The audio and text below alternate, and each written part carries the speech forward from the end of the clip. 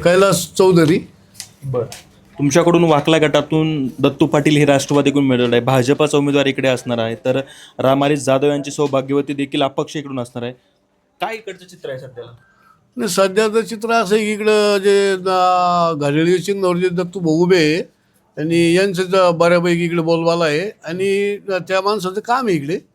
त्यांनी अगोदर ग्रामपंचायत लोडली, सरपंच राहिला, इथे भरपूर प्रकारचे पाणी अडवलेलं आहे आणि त्या पाण्याच्या याच्यावर आज इथे नाही जरी म्हणलं 1500 एकर इथं बागेत आज उभं आहे.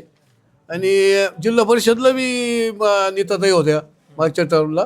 नीताताईंच्या याच्यामध्ये सुद्धा किटी बांधारे हे चांगल्या प्रकारे 5000 तलाव, त्याच्यात 5000 तलाव दुरुस्तीची कामं झालेली आहे. अशा प्रकारे चांगला उमेदवार म्हणून आम्ही त्याच्याकडे बघतो आणि तो एक गावातला सर्वसामान्य कार्यकर्ता आहे. ते एकदम सामान्य याच्यातून आलेलं आहे आणि एक त्याला जाण आहे गोरगरिबीसाठी झटणं, समाजासाठी धावून जाणं, सगळ्याला सोबत घेऊन समाजकार्य करणं. समाजकार्यामध्ये हिरिरीनं भाग घेणारा नेता आहे आणि आमच्यासाठी अर्ध्या रात्री धावून येणारा माणूस आहे.